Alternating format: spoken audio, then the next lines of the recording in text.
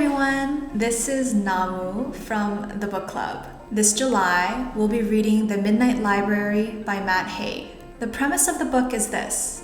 Would you have done anything different if you had the chance to undo your regrets? It's an interesting premise, isn't it? This book allows us to think about what to do with our regrets, how to make sense of the wrong turns we think we've taken, and about our attitude towards life in general. It's a very popular book. It was published in September of 2020 and in October. And just the next month, it was awarded Amazon's Best Book of the Month, and it also won the Good Choice Award for Fiction and became an instant New York Times bestseller. The Korean translation also came out very recently on April 28 of 2021, to be exact. So it's one of those books that's still fresh out in bookstores. In this video, I'm going to give you 3 good-to-know tips on reading this book, and then I'll go over some interesting details in the story. So my first tip is more like a quick reminder. This goes for most of the book club reads in general. If you can help it, try not to read ahead of the reading schedule.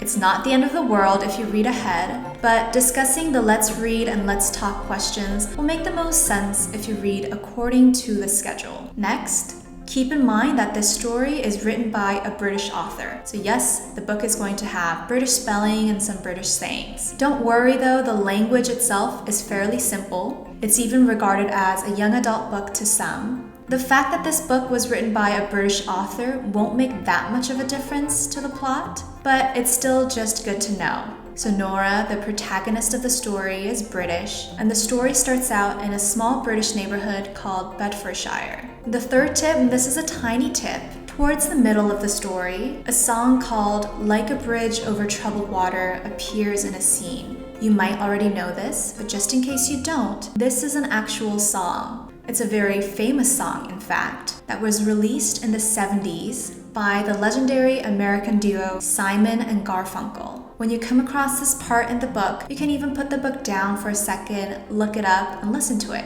It's your choice. In a similar but slightly different vein, there's a phrase called water under the bridge that comes up in the book a few times. The phrase water under the bridge is an idiom that means it's all in the past, it doesn't matter anymore. If you can picture water under a bridge, it's constantly flowing somewhere, right? It doesn't stay still. So it's a way of saying, hey, things have moved on, it's history now. It's not a problem any longer. I'm telling you this now so that when you come across this expression in the book, you don't have to bother to look it up. You can just move on. Okay, so that's it. Those are my tips on reading the book. Now I'll quickly highlight just some interesting details about the story. The book is about Nora, who is in her mid-30s, who searches for the meaning of life. So it's very fitting that the book has a lot of philosophers embedded in the story. For example, Nora's cat, Voltaire, is from the 18th century French philosopher.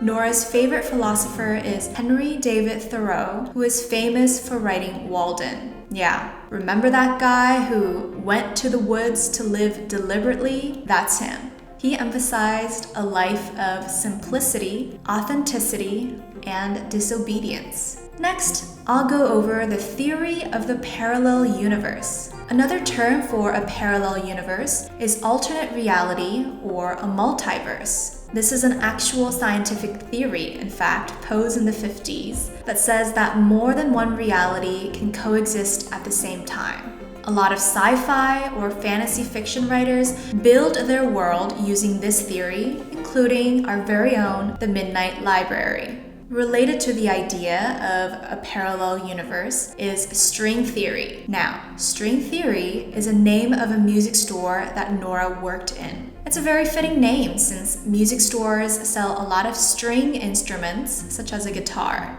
But it's also the name of an actual theory that physicists came up with to explain how the universe works. Now, do you need to understand the string theory to understand the book? Nope, not at all. But sometimes reading isn't just about understanding the plot, and understanding these small details can add enjoyment to your reading. I'm looking forward to the conversations that might come out from this book. Everyone has regrets, but we rarely know what to do with them. We tend to brush them aside and move on with our lives. I'm hoping that reading and discussing The Midnight Library will give us an opportunity to reflect about our regrets in a meaningful way. Perhaps it'll get us to live more fully in the present and to appreciate the life we have even more.